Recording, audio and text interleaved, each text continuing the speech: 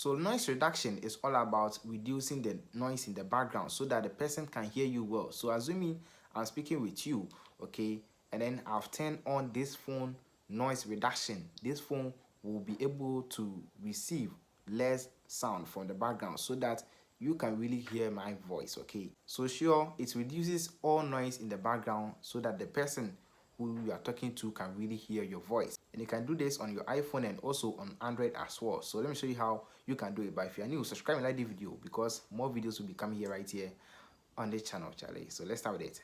Let's go. So on your iPhone, just go to your settings, scroll down and look for accessibility. Tap on accessibility, scroll down right here and go to audio/visual. Tap on it and scroll down a little and look for phone noise cancellation, and then you turn it on. So this is whereby you can turn on the phone noise cancellation in the background so that the person can hear your voice clearly. So for Android users, just go to your phone app, like just as you're going to make a call, and then go to the settings. So at the top right corner you can see this is my settings. Tap on settings, and then when you come to this side, just scroll down and look for advanced settings and tap on it. When you tap on it and when you come to this side, go to accessibility.